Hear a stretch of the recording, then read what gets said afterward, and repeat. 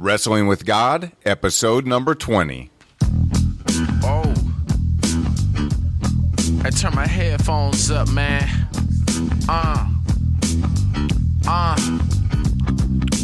Take out your Bluetooth. We about to take it past the roof. Wrestling with God to find the truth. It's so mind-blowing and the facts are bulletproof. Tune in and connect direct, cause this sets demand respect. We ain't even tripping, the most intriguing podcast on iTunes. Flow with the word like a balloon. Oh, yeah. Welcome back to another episode of the Wrestling with God podcast, and I'm your host, Scott Blair. Our sponsor for today's show is the Darrell C. Porter Evangelistic Association, and Darrell Porter wrote a book called Spiritual Warfare Prayer more than 2 decades ago, and believers have been benefiting from its contents ever since. Now, maybe you got an area in your life that you need to gain victory over your spiritual enemy. You need to learn how to pray effectively against the attacks of the devil. And again, since it was first written over 25 years ago, Christians worldwide have experienced God's victory and deliverance through this book, Spiritual Warfare Prayer. But now, unlike 10 years ago, it's a lot easier to get your hands on this book. And this powerful prayer is now available in ebook on Amazon.com for only $2.99. So I want to encourage you to get yours now by going over to oneaglewings.com/warfare. That's oneaglewings.com/warfare. Pick up that book by Mr. Porter and let him know you heard about it on the Wrestling with God podcast, and thank him so much for his support. And speaking of books, I have to say a huge thank you to all of you in the Grapplers Church community for your support this past weekend in our Amazon book sale promotion. We put the book down to 99 cents for this last weekend of like July 26th, and together you and I flooded Twitter and Facebook with posts about it. And I know I probably annoyed some of my friends, and you guys shared it with your friends, and you bought it as a gift for other people. But what happened was we ended up breaking the top 10 in 3 different categories of Christian books. And it's just been one of the greatest weeks I've had lately, and I am so grateful to all of you and all of your support.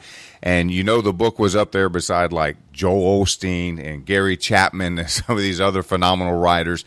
And truth is, you know what, you guys, everyone knows it, I'm just a hack. I mean, I'm not classically trained in writing. I don't have a huge publishing company. I don't have editors and marketers supporting me. But I want to use that point to remind you of something. It's something I got reminded of this week. And it's this. If God calls you to do something, then you're qualified. And you don't need anyone else's permission. So God and I are doing this together, and we are a majority. So, yeah, I'm a hack, but God used this hack to touch lives. And I'm telling you, it's evident in the emails I get. It's evident in the reviews that I'm receiving from people I've never met. It's evident in the comments on the book and on the blog. So I want to encourage you to stop listening to negative people who say that you can't do this, you're not qualified, and you shouldn't. God, you know what? God usually calls us to do stuff we aren't qualified for. And that's usually the best way, because we don't get in the way and we know it's all Him. So I know that it's all Him doing this work through the books. And if you haven't picked it up, it's still on sale for the rest of the week at $1.99. Just search for Scott Blair or Wrestling with God on Amazon Kindle and it will pop up. So I should be very intimidated to even speak about writing books or, for that matter, doing interviews anywhere near our guest today. Because as you're going to hear, he himself is a very polished and phenomenal writer, as well as a guru on interviewing. But I got to be honest, I wasn't intimidated because he's just the nicest guy ever. I don't know how else to put it. He's from Australia. He's now living in Oxford. So he has this mixed kind of accent, and it's just so cool and calming. It just reminded me of, I don't know, like talking to maybe Hugh Grant or something. So even though it was a very tough topic, he made it very easy to talk about. I know you guys are going to love this interview. He's so full of wisdom and experience, I could have literally talked to him for hours. And in fact, I think I almost tried even after the interview. I just kept pushing the guy for questions.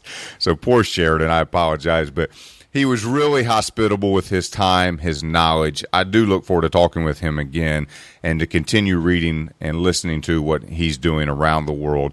But I'm not going to keep you any longer from the young Hugh Grant of Christianity. Sheridan, that's how people are going to start introducing you, so don't be mad at me for it. But Grapplers Church, let's grab a hold of God and don't let go. And our guest today is Sheridan Voysey. Sheridan, are you ready to wrestle with God? Oh, I hope so, Scott. I've been doing it for a few years now, and I haven't gotten tired of it yet. So, yeah, let's do it. Well, for those of you who are not familiar with Sheridan, he is a author, a writer, a speaker, a blogger, a broadcaster on faith and spirituality. I don't know how he wouldn't be on anyone's radar. The fact that you are the author of 5 books and have done over 2,000 radio interviews. And now, Sheridan, I don't want you to be intimidated by me because I've done around 100 interviews now. Uh-huh. So I'm getting pretty good. Absolutely. No, you've got all the goods there, Scott. You don't need to worry about that. And yes, I'll feel intimidated, especially by the end of this interview, I'm sure. Yeah. Well, you can relax. I know what I'm doing. Thank you. I don't have 2,000 interviews, but I'm learning. Yeah. But for those of you who have somehow missed you, would you mind taking a few minutes to kind of tell us a little bit about yourself, like where you're from, who you are, what you do? You can probably tell by the accent that I'm not originally from where we're talking to each other from now. I'm in the UK now, but originally I'm a Brisbane boy from Australia. I grew up there. I then had a few years over in Perth in Western Australia, the most isolated city in the world. And then my wife and I moved and we spent 5 years in Sydney, which is probably where I'd actually go back to if I was to go back to Australia. And then we've been here in Oxford for the last 3 years. So I'm an Australian boy originally, certainly feel a little bit more international these days with the way I'm able to kind of get around the world, which is a lot of fun. I came to faith when I was about 18 or 19. I'm obviously not a very good evangelical because I never wrote the date down. And I've had experiences where I have questioned my faith. One of the biggest times was when I went through theological college. And of course, then there's been some difficult times since. And I've had a lot of experiences where I've gone, you know what, there's no other explanation for the order in the world and for grace and beauty and goodness and truth and all sorts of. So I've never been experiences where I've had absolutely no doubts at all. So my Christian faith is incredibly important to me. It hasn't gone unchallenged. And particularly, you mentioned those 2,000 interviews. So many of those were actually with people that didn't come from the Christian faith. And so my faith has been continuously challenged by the Alain de Bottons of the world or other atheists. So it's kind of been one of those. It's been an interesting old 20 years walking with God, I guess you could say, Scott, where it's been one of enjoyment, questioning, sometimes doubting, then followed by another epiphany. What do you do now? Is it just the book writing? Do you pastor? Are you evangelist? Definitions have always been difficult for me. I have been a full-time pastor. I've been on church boards before. The last 10, 15 years, really, if you want to kind of put any phrases to it, is really basically what you said in the intro. I've been a writer, a speaker, a broadcaster. The amount of time I've spent on each one of those has kind of changed even as to kind of 3 or 4 years ago, where broadcasting was my main job. I was hosting a national show across Australia, and then doing a little bit of writing and then doing a little bit of speaking. Now that I've moved to the UK, and we'll probably get into the story as to how that came about soon, really it's kind of switched the other way around. And so I'm predominantly writing and speaking, and at the moment it's been speaking followed by writing. I'm trying to get some writing time back. And then I'm popping up as a guest on the BBC and on other radio shows, kind of both here in the UK, in Australia, and also in the US. And of course, speaking to people like yourself on podcasts. So it's kind of changed for me the last little while. So full-time writing, speaking, bit of broadcasting on the side right now. I find it interesting that you were talking about some of your times of doubt being that when you were studying theology formally, because I've had a few conversations recently on the podcast and other places where believers have gone to seminary or Bible college or some other formal study for the Bible, And it's been a place they thought they were going to solidify their knowledge and their answers, and it's ended up being a place that's created doubt. Yeah. And I've had the same experience. I tell people now that I've been through a Bible college and have a biblical studies degree, the more I learn about God, the more I realize I know nothing about God. Yeah. That's really well put, I think. Any good theological institution, any good Bible college, and I really I underline the word good there, will actually expose you to a variety of views and not just give you kind of one narrow view. And so when it comes to aspects of interpretation of certain texts within the scriptures, there is a variety of opinion on some of those texts. And so a good college will actually expose you to those. That means if you've been really used to black and white thinking, it starts to really challenge your faith a bit. And you start to realize actually there's a little bit more mystery involved in some of these things.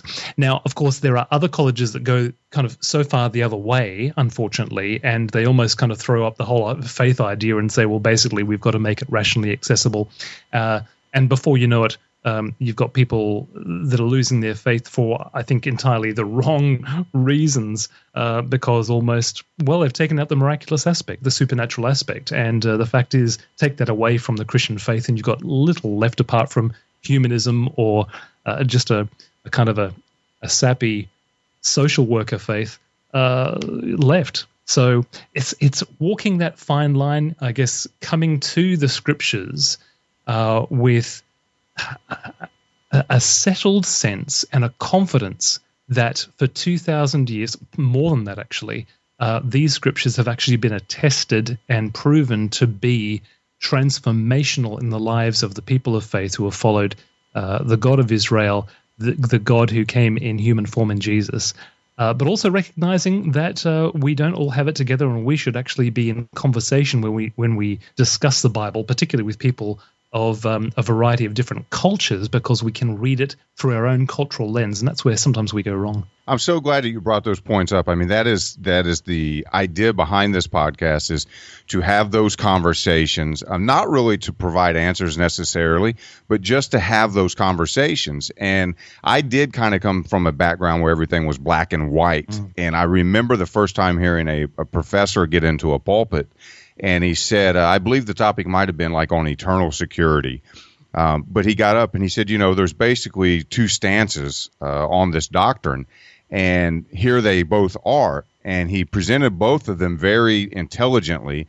And then he said, and I kind of land on this side. I see the argument for the other, but I'm probably 60% more leaning towards this side, and this is why.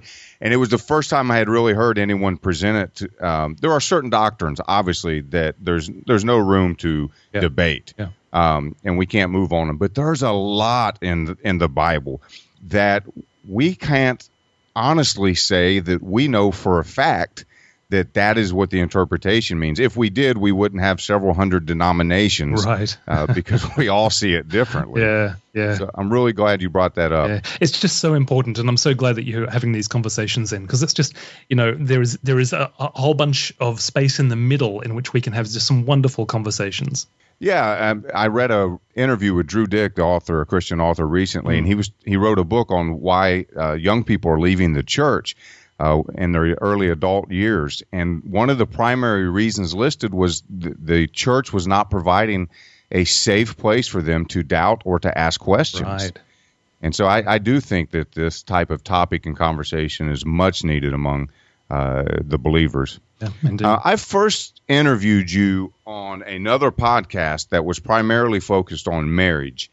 And we talked quite a bit about one of your books, and I just became so intrigued with that book and that topic with you that I knew immediately I had to have you here on the Wrestling with God podcast.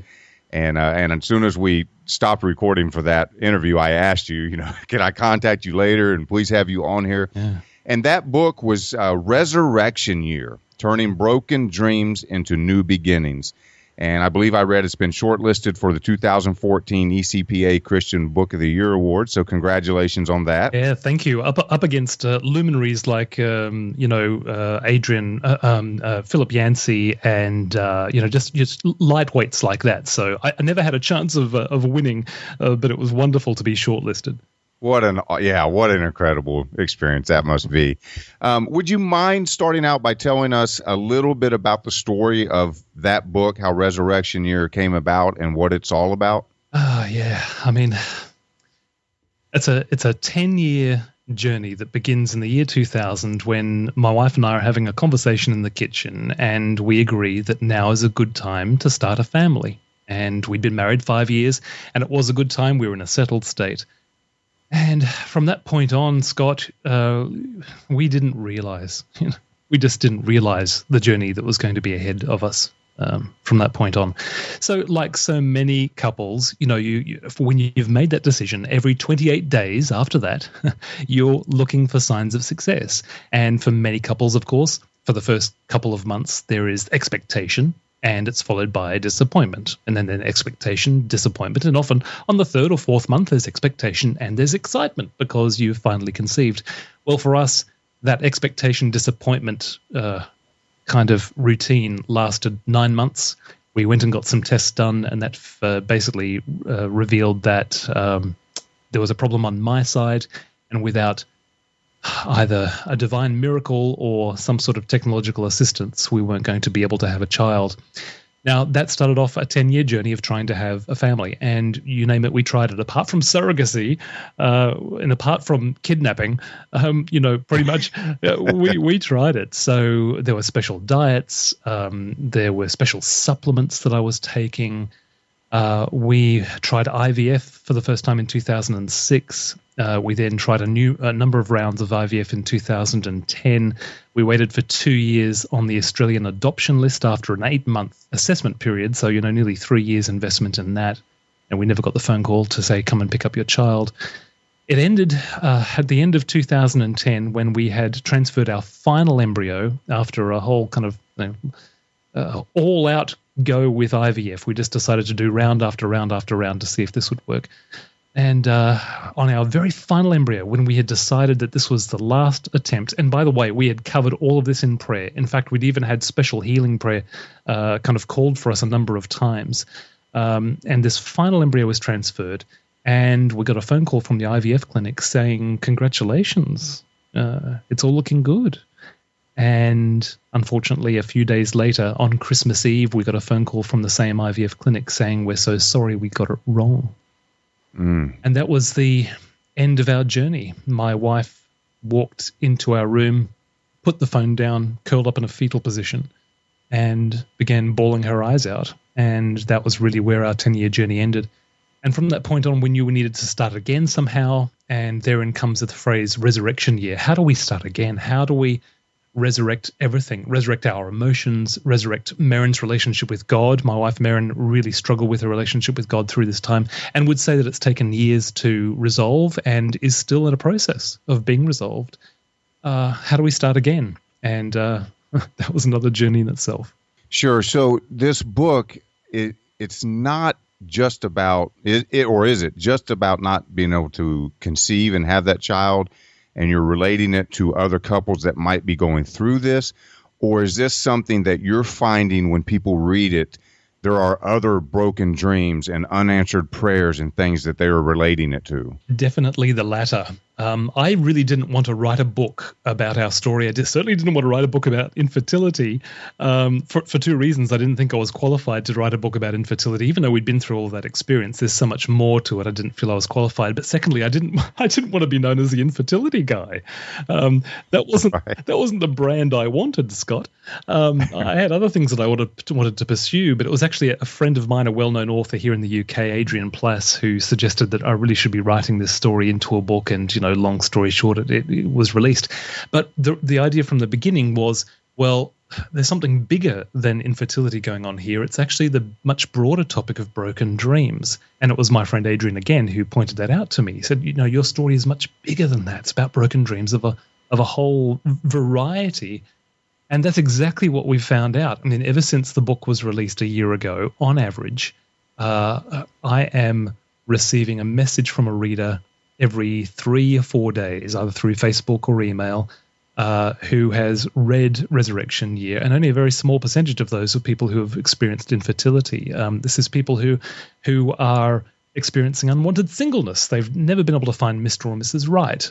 It's people who have had some sort of career broken dream. Maybe they never got the career they wanted. Maybe they had it and they lost it. Maybe they had it, they gave it up, and they've never been able to get it back again. Maybe it's a broken dream of a divorce. So many of those. Maybe it's a broken dream of the loss of a loved one. And so we are hearing from people every week. The book really is only just starting to get out there in many ways. From people from a variety of different broken dreams who are finding help and healing and solace through the book, which is the biggest miracle. And I have to say, going back to our earlier conversation, for me, one of the proofs that there is really a God. Well, I want to drill down on this topic, and I hope it's okay. I feel like I'm kind of gun shy to ask a couple of these questions. Go ahead, because I know they're going to be tough. Or they would be for me. 2,000 interviews, you might have an answer prepared, though. We were talking about earlier, I kind of came up in this belief system that was very black and white. And in my early years on, I was really part of the, we kind of coined it the Word of Faith movement. Right. Wow, you've made a big journey then, haven't you? Yeah, I have. Yeah. But, really, I don't think they came out and said this, but there was this underlying feeling in that movement that if I couldn't pay my bills, then it was my fault. There was something I wasn't doing. I wasn't tithing, or I wasn't giving, or there was some sin holding back in my life. If I couldn't get pregnant, it was some punishment for God. If I didn't receive healing, it was because it was my faith was doubting. So what do we do for those people that are listening that they may have come out of that movement like me, and they still kind of struggle with that in the back of their head? When we have people, you talked about, prayer over this, Yep. and people probably laying hands on you, and you guys went through all of that. And so I don't even know where to begin. When God is just silent on these issues, or when we're not getting you have every entitlement to a child just like any other couple. And I'm sure I probably would have had moments in your shoes. I would have shook my fist at God and said, I'm even more entitled. That's not the truth. But I would have felt like, I'm serving you, and I'm in ministry, and I'm doing everything you've asked me to do. Why are you holding this back from me? So how, and I don't know if you guys have reconciled this. You said it's still been a process and a journey, particularly for your wife. But how have you guys been kind of reconciling your faith and this to Scripture? Yeah, that's a huge one. I've got a whole chapter in Resurection Year where we spend a couple of weeks at L'Abri. Some of our listeners will know about L'Abri. Francis Schaeffer and his wife Edith started L'Abri, back in the 50s, and basically it was just the friends, the university friends of their children, coming home and asking big questions about existentialism, etc. But it became this kind of worldwide movement of just those safe places to come and ask the big questions about life and faith and God and stuff. And we spent a couple of weeks there, where Marin in particular, she really wanted to work through that big question. Why did you stay silent to us, God? And why did you not give us what we want? I haven't come from a word of faith background, but funnily enough, Scott, all the questions and the issues that you raised in that little conversation you just had there, I actually raised myself anyway. So I think what has happened in our experience is that Marin and I took one of two very common responses and roots when it comes to this whole area of why doesn't God give us what we ask for. One response is we turn inward and we say it's got to be something wrong with me. That's the way I went. And so I had years of basically saying, okay, Sheridan, it can't be God because God's perfect and he's all good, and it's got to be something with you. And so I was also looking for some sort of secret sin that was holding back the child. I was looking very much about the fact that I probably didn't have enough faith. Maybe if I just had more faith, maybe I somehow, shook up the bottle of faith so it really exploded, that kind of thing. Maybe that's what it would take. And so particularly towards the end of 2010, when we were going through our final rounds of IVF, there were 2 or 3 embryo transfers, where I did exactly that. I exercised faith. I decided, okay, I'm not going to ask God anymore. I'm just going to command a blessing. I'm going to expect. I'm not going to ask. I'm going to expect. All of that kind of stuff, which I'd never done before, but that's what you do when you're desperate. And we had no response from that. My wife took the other common reaction, the other common path? And she blamed God. And so she said, well, maybe God isn't good. She never doubted that God was there. Her response, actually, funnily enough, was quite a biblical response in terms of the story of the Jews in the Old Testament. They never doubted God's existence, but they did very much question his goodness, particularly when they're going through the wilderness. And that's exactly what Merrin did. And so it started to affect her faith. Maybe God's not a good God. Maybe he doesn't love me. And so those are the two responses that we had. Now, in terms of the big resolution to all that,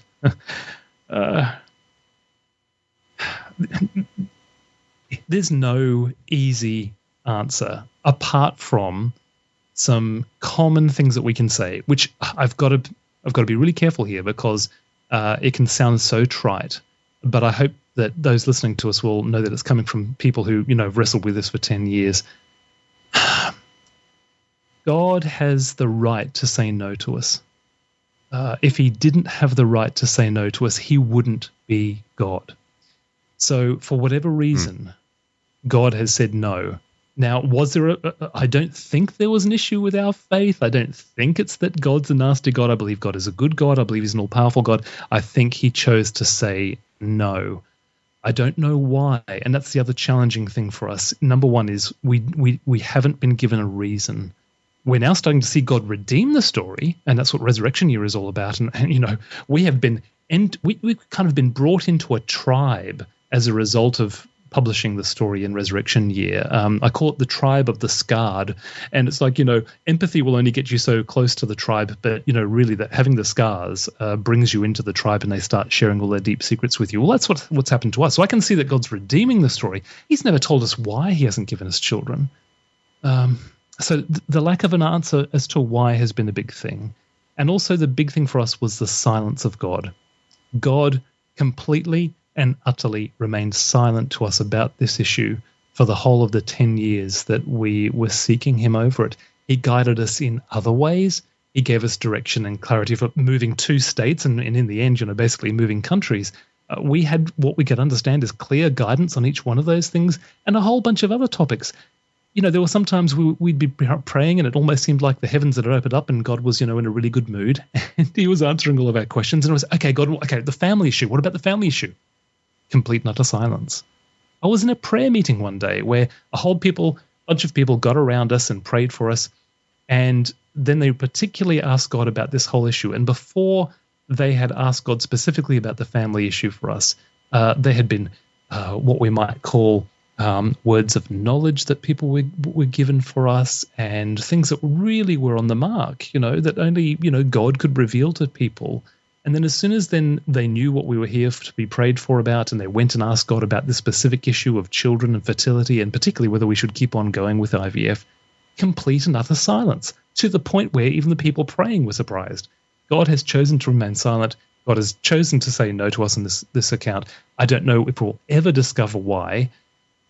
And I guess all of that has to lead to a faith that is deeper than just one of me getting what I want from God. Does that make sense? It does.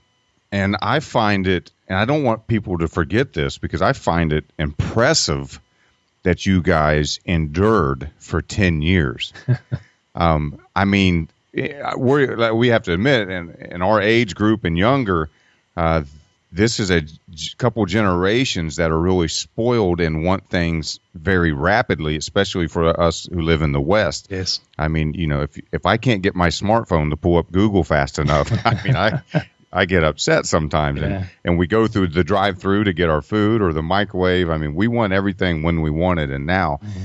And you guys, I've seen people pray for stuff and they didn't get it in a matter of a few months and they just kind of quit. But you guys held on when it seemed like God was quiet for 10 years. And I think that speaks a lot about your character and your faith alone. Or was it just desperate? Thank you. That's very, very kind words. Or was it just simply desperation? Or was it just simply the maternal, paternal drive in us? There probably could be some other, explanations as well. I would have given up years ago, Scott. I really would have. And we went through periods during that 10 years where, for months we decided, okay, we'll just be a childless couple. But of course, it's very hard to turn off that drive to hold your own child, to hold a little us if you're married. And that kept on coming back, particularly for Merrin. So, we walked a long path, but to some degree, I'm not too sure we could have done anything else apart from that. This is probably going to be a tough question as well, and I'm not sure you'll have a direct answer for it. But, you went 10 years trying to make this happen, and then you came to a point, and I guess the question is this: how do you know when to let a dream die? Yeah. Because there may be, I think it's got to be such a scary question to answer, because there's somebody that probably will be listening to this who is praying for the reconciliation of their marriage, somebody who's praying to get pregnant and start a family, somebody who's praying for a healing or whatever it is. And I'd be afraid to answer it, but how did you guys know it was maybe, or did you? How did you know it was time to let that go and to move on? That's a brilliant question. It's the ultimate question, really. And I've spent a lot of time ever since we made the decision to move on, really reflecting on it. In fact, I've written a blog post about it. So if people go to SheridanVoysey.com and then go to the Resurection Year tab, you'll actually find it fairly soon under there. It's called When Do You Let a Dream Die? Again, no easy answers here. In the end, Merrin and I let the dream die because ultimately we were exhausted, and we realized that after 10 years we'd given it a really good shot. We couldn't be charged with not trying this wholeheartedly. So we had really tried so hard, and after 10 years it was time to move on. We felt like our lives had been held over for a long time, and we had to move on. And I think particularly for Merrin's psychological health too, not to mention her emotional, her spiritual health, we just needed to move on. That's the thing with infertility, as opposed to, say, menopause or a number of other medical conditions where you can't have children, is that sometimes the decision is actually made for you by the biology or maybe some sort of other situation. For us, we had to make the decision ourselves, and that's, of course, is always the most difficult thing. There's a couple of things that you could say. I think one would be, let the dream die when God actually says to let it die. Now, that's a nice, easy one. Sometimes God does that for people. He didn't do that for us, so you need to go on and give some other reasons. I think when the dream is damaging us, it's worthwhile at least putting the dream on hold, if not starting to consider actually letting it go. When the dream is damaging our relationships, Merrin and I made a decision very early on that pursuing a child was not going to get in the way of our marriage. Now, it challenged our marriage, I've got to tell you. But that commitment that we made really held us in really good stead, because we now know the pressures that are on an infertile couple, and the way that you can be on different pages sometimes. We would spend hours talking things through, praying things through, and sometimes as a result we'd come out still on different sides of the argument. I'd want to finish things and she'd want to keep on going with the IVF or whatever it might be. It was a tough one, but we did make the decision that pursuing a family would not be at the cost of our own relationship. So that was a really important one. I think when the dream has become an idol, I think when this dream, whether it be a career, whether it be a marriage partner, whether it be a child, I think when it becomes an idol, you are revolving your whole life around it, where ultimately you are worshipping it. It's going to be the center of your life, and it's kind of becoming the thing that is going to give you ultimate meaning and purpose, security in your life. I think then you've got to go, let's hold back here. This is now taking the place of God in our lives, and we need to severely question it, if not maybe even give the dream away. I would also suggest that you could let the dream go away, or maybe let the dream at least be revised, if not let it go altogether, is when it interrupts your true vocation. And ultimately, as Christians, our true vocation is to love God and to love others. And if it ultimately gets in the way of that true vocation, I think then we need to be rethinking it. And also, there's a time to let go of a dream for the sake of somebody else. And Jesus talks a lot about that when he talks about eunuchs in the New Testament, who basically have let go of the dream of having a marriage partner and a family as a result of that, for the sake of the kingdom of God. And I think there is a call for us sometimes to let go of our dreams for the sake of our spouses, for the sake of God, for the sake of the kingdom, for the sake of the church, for the sake of other people. It's a big, big, big call, and I think it's one that needs to be done in conversation with a community of faith. It needs to be done not by yourself, but in collaboration with others, in conversation with others, and in consultation with prayerful others. But there is a time to let a dream go for the sake of somebody else. So there are just some pointers. I don't think it's a hard and fast list of rules, but just some pointers when it's time to let the dream die. Yeah, a great answer. And I love the when it becomes damaging to us. I'd never really considered that angle, and that's pretty powerful. It's such a tough question because this matter of faith, because, you got to have faith to get some things accomplished without a doubt. But then, we've all seen stories too, where we watch some parents who believe in divine healing actually let their children pass away because they wouldn't let them get medical attention. And so, and we, a lot of times we discount them for this or that reason. But, they held on faith till the end. Yeah. But it actually became damaging to them. I remember a personal story, and I still carry this years later. But, this was probably 15 years ago or something. But my wife had a goiter in her neck, and it was causing a lot of health issues and hormone issues with her. And the doctors advised that she have it surgically removed, and because it was only going to continue to get worse. And it was just killing her energy. She could hardly get anything done, real lethargic. And, we had prayer and different things for a matter of months, and, nothing really came about of it. And so when we felt like we kind of had let it go as far as we could medically without damaging her worse, we went ahead and opted for the surgery. And I remember a colleague of mine, a co-minister, I was alone with him in a hallway, and he found out that she was getting the surgery, or she had just had it. And he looked at me with just disdain, and he said, "I can't believe you didn't wait on God." And I still carry that to this day. I mean, I carry the anger from him saying that to me because I was only trying to protect my wife, who I loved. I carry probably some shame because maybe, I didn't have the faith. This was somebody I looked up to, that he had, and maybe I let God down. And I mean, it opened up a Pandora's box for me and caused so many problems.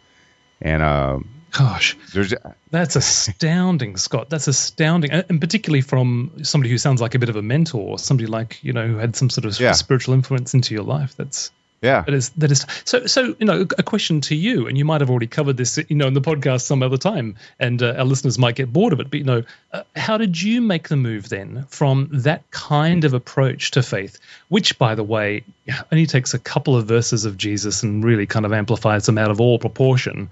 If you want to find suffering and questioning in the Gospels, well, you'll find it first of all in the life of Jesus anyway. So how did you make the move out of that into something obviously a little bit more balanced? What happened with me was I spent a number of years. I came to faith when I was 18 years old. No upbringing in church whatsoever. And for about the first, 15 years in that faith, I was born into a particular church belief that was very Pentecostal, charismatic, evangelical. And everything that since I was born again there, I just assumed, that's where I met God. So God was there, and what these people were doing was all correct.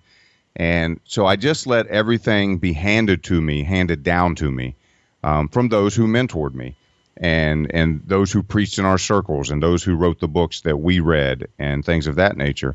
But I started challenging as a youth pastor, my youth. I started asking, why are you Baptist, or why are you Pentecostal, or why are you atheist, or whatever their particular belief was. And most of them answered the same thing. Well, because my parents were. It's what I was born into.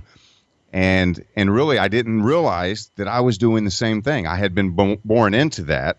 and I was just taking everything as a hand-me-down, and I wasn't wrestling with God for myself. I wasn't diving into those scriptures and saying, and I told people I was, and I told the youth too, but I hadn't realized that really was not the case with me. And the gentleman who said that to me, he had good intentions, I'm sure, but I was of the same pride and the same arrogance. I thought we had the corner on truth, and that if, you walked out these certain things happened. It was just a formula. And in the middle of probably the highest time of my ministry, with all my pride and arrogance and Phariseeism, God knocked me off my high horse, and I lost everything. I lost my marriage. I lost my ministry. I lost my reputation. I lost it all. Wow. And I lost everything except for what you were talking about earlier. It was never a doubt that God exists, but just, what's going on here? What's wrong with it? Why is he not good? Why is he doing this to me? What's wrong with the church? And so I never lost sight of the cross. I never lost sight of who Christ was in God, or any of those things. Those sound doctrines at the very basic that unite us all was always there. But I threw everything else out, and I said, I am going to wrestle with God myself and rebuild on this foundation alone, and on my experiences, on what he tells me. Yes. And so that kind of started me on my journey. Wow. So I went from very legalistic to very grace-centered, and now I'm kind of finding my balance in the middle. Yes. I think it was Martin Luther who described it, or possibly as a drunken cowboy. He falls off one side, and when you prop him back up on the horse, he falls off the other. Yeah. That's kind of been my journey. Yeah. Wow, that's profound what you've actually said there, because, there is a humbling that happens when you go through an experience like yours. And, I can only just imagine what that experience was like. There is a humbling when you go through an experience like ours, because you're not in control, and everything that you thought was going to happen didn't happen. Even if it was just the expectations that we all have, you grow up, you get married, you have children. That's what everybody expects is going to happen to them, most people anyway. And that wasn't going to happen. And then we, bring into the idea, the whole idea of, God being a powerful God who does heal. And I still believe he heals, as I'm sure you do as well. Exactly. Me too, yes. It's just that, sometimes he doesn't do it. He doesn't tell you why he's not going to do it. And yet, I think this is the key thing that comes out of your story, is that if we do walk through that valley, and my goodness, what a dark valley it would have been, and we keep walking with God, then there is a richness and a humility, and there is a wisdom that comes as a result of walking through that, that wilderness. I call it a wilderness experience. It's the same thing for us. If you keep on going, I've met a number of people who've gone through started to go through the valleys, go through the wilderness experiences, and then basically give up and say, okay, God isn't there, I quit. And it's tough, and I get that now. And yet the people that I have interviewed over the years, that I've spoken to, the story I've just heard from your lips, if you keep on walking with God and you ask the questions and you find a safe place to ask them, and find a couple of, doubt buddies, I think is what Philip Yancey might have said to me in terms of a term, doubt buddies, people who aren't necessarily going through doubt themselves, but are just warm people who will sit there, listen to you, and help you respond and work through some of these questions. You really can have a stronger, deeper, richer faith. It may not be as victorious or as flamboyant or as, use the word arrogant, overly confident. Yes. But there is it's a confidence of a much deeper, more settled sense, and that is what I've seen in people that have continued walking through that difficult time, just like you've done. Yeah, I love the word used, richer. Yeah. Because I probably would say, honestly, in some areas I don't have that confidence I used to have. Yep. But what I have is so much more of a richer experience in my relationship with Jesus. Yes. So now I wasn't so intentional on coming back. I feel like, luckily for me, that, I kind of got into a bad place and shook my fist at God and murmured and complained. And he, I felt like, never left my side, and then kind of prompted me, came after me and said a few things and reminded me he was there, and kind of stirred it up in me again. But I think your guys' topic, you were a little more intentional. because you decided to set out and have this resurrection year to try to rebuild. So whereas mine was kind of sporadic and a resurrection decade that's still continuing, someone who might be going through this process and just in a really low place, how do you have a resurrection year? How do you, and I know you probably don't want to give away all the book. They need to buy it and read it. But what would you tell them? Where's the starting point? Yeah, well, funnily enough, what I'll give you just as a few pointers isn't actually in the book anyway. So Resurrection Year is not a how-to book. It's a memoir, and people have thanked us profusely for that. And so it's simply a story. And as you read the story, no doubt if it's like your experiences like other people, you'll start to read your own broken dream into it and start to hopefully, find some hope through it. I mean, God has redeemed our story and is continuing to redeem our story and to change us through it. It's not a how-to book, though. I've looked back on our Resurrection Year and I've kind of gone, you know what, there's probably about 4 kind of key ideas. And so I'll share those with you. My wife doesn't like 4 steps or anything like that. So, I'm not going to say that these are steps, but certainly these are principles that I think that people can take away. When I look back at our resurrection year, and we actually, by the way, made it a literal resurrection year. We made it a calendar 12 months, a literal 12 months. We started in June and went from June 2011, June to 2012. We had 4 components really to it. We had some rest. So anybody who has gone through a broken dream, they are normally just exhausted because you expend so much energy trying to get what you want. It might be prayer energy. It might be energy of looking at a singles website every night. It might be the energy of going through IVF. My goodness, that's going to wear you out. If anything is going to wear you out. And you just need some rest. So if you can just have a break, have a holiday, have a vacation. If you can't have a vacation, is there some sort of way that you can get a cleaner in for an hour a week, and so you can have a little bit of extra time so you can have that time as a rest. That's the time where you read books or you play tennis or something that you really like. Number 2, related to this, is recreation. My hobby is photography, and I hadn't done any photography for years, particularly towards the end of our journey. I took up photography again. Marin, she just finds reading books really restorative. So find out what is it that is just enjoyable for you, that's restorative for you to do, and just factor more of that into your life. I believe those things are God's gifts. I really do. There is such a gift, a spiritual gift of play. And I think those are God's gifts to us, whether it be sports, or whether it be crafts or hobbies or some kind of thing like that. So have more time for recreation. Recreation literally means to be recreated. And people have gone through a broken dream. They need to be recreated. So rest, recreation, renewal. This is the whole faith thing. Is there a way that you can particularly focus when the time is right?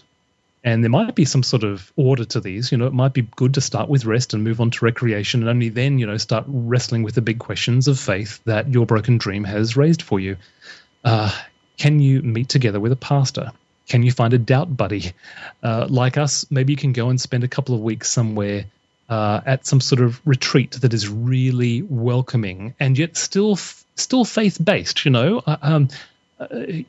I really pray for people in this stage because, of course, they can go to a place that will just take them very far away from the things of Christ. And I just believe he really is the center of it. He's center of the questions. He's center of the answers. He's center of the mystery around when you don't get the answers, he's the center. And so something that is still Christ-centered but is open for question. And certainly L'Abri can be a really good place for that. But one of the other places, just somewhere safe where you can ask those big questions. You can cry, you can shout, you can raise your fist, you can stamp your feet on the ground and do all those things that you need to do to work through the grief and the pain of this relationship with God that sometimes isn't so straightforward.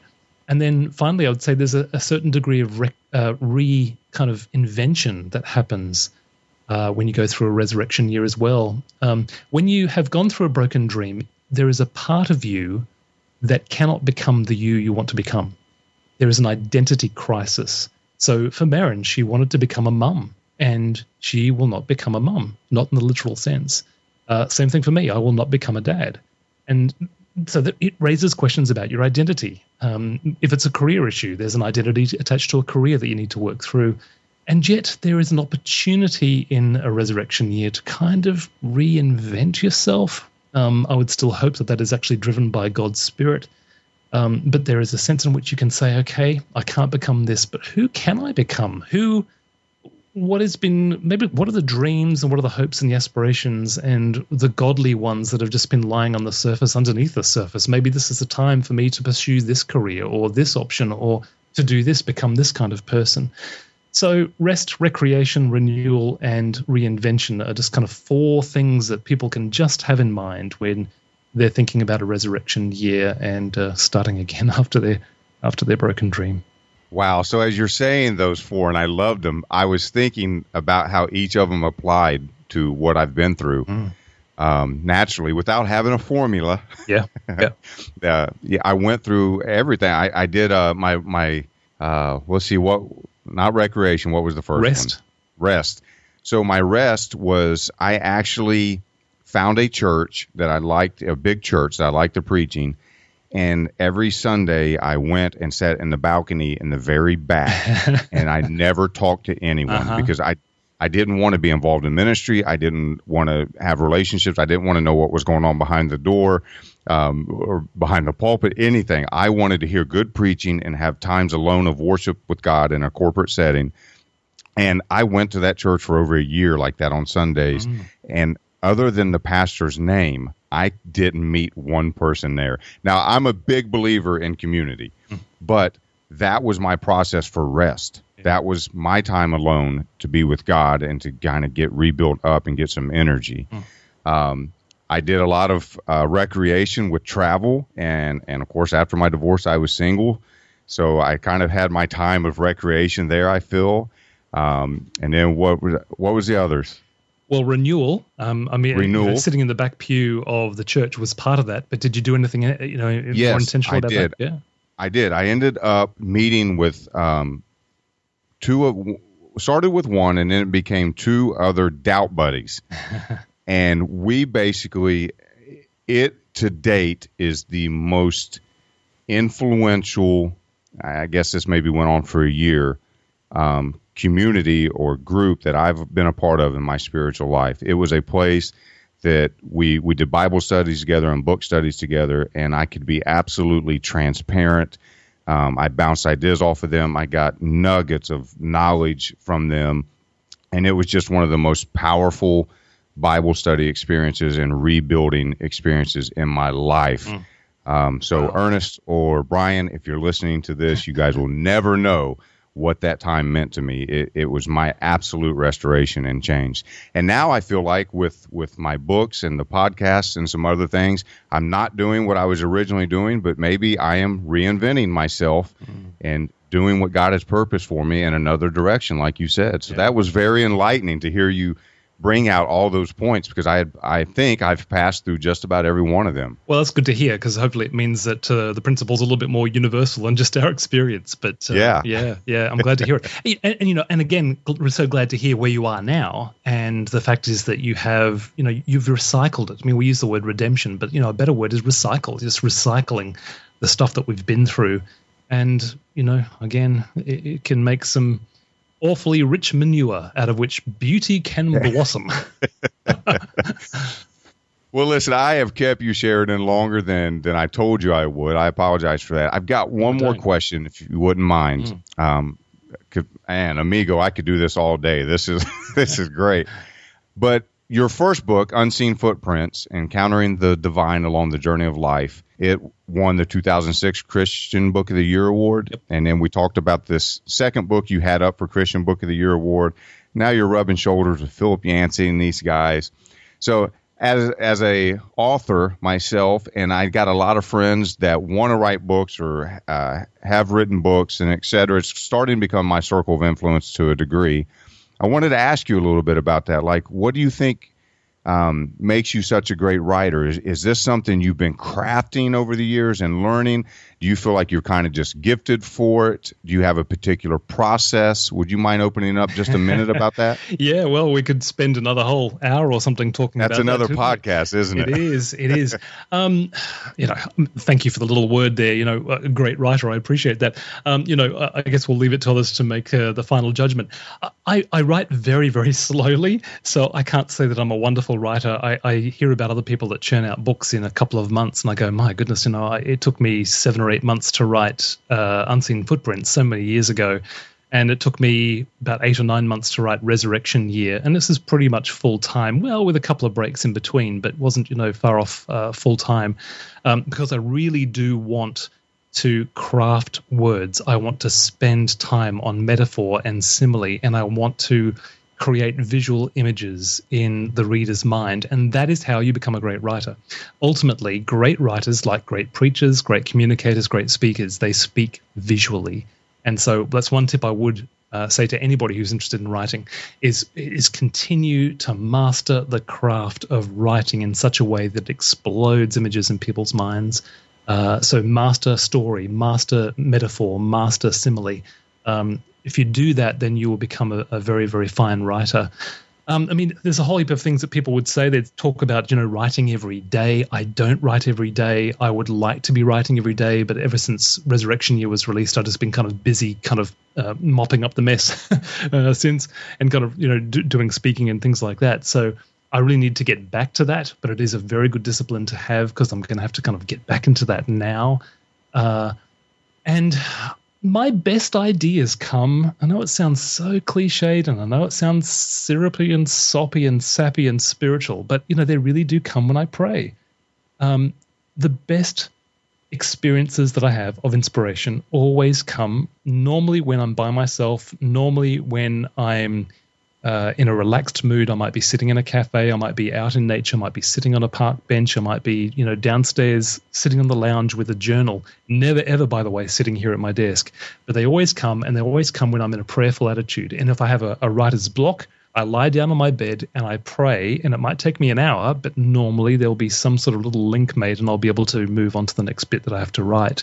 So a couple of ideas there. The whole experience of getting published is another thing altogether. And when I came over to the UK, publishers were turning me down because I didn't have the, quote, platform that I used to have in Australia. And so that's another, challenging aspect. But thankfully, God did a bit of a miracle there, and that's how I got Resurrection Year published. All the English publishers turned me down, but then Thomas Nelson, the biggest Christian publisher in the world in the US, your wonderful country, then actually read the book and picked it up based on its merits, not on the fact that I had this huge platform. So, keep on writing, keep on praying, keep on mastering the craft, and get gutsy, tough, no-holds-barred critique from people who really will give it to you. That's my advice. That's great advice. Where can people find you online, and where would you like them to pick up copies of your book from? Thank you for the question. That's lovely. SheridanVoysey.com. That's V for victory. So Sheridan Voysey, VOYSEY.com. They can get a free chapter of Resurrection Year by going there, and also the When You Let a Dream Die and all those other kind of blog posts and things that we've been talking about. The whole issue of dreams I've spent a lot of time thinking about now, which I never thought I would. They're all available there as well. You can get the book there. Otherwise, Amazon, Barnes & Noble, all the regular bookstores should be available, by the way, at the Christian bookstore down around the corner from you, even if it's just simply by request. So, yeah, appreciate that. Sheridan, thank you so much for your time today, sir. So good to talk to you, Scott. Thanks so much. Well, that's it for today's episode of the Wrestling with God podcast. Thank you once again for tuning in.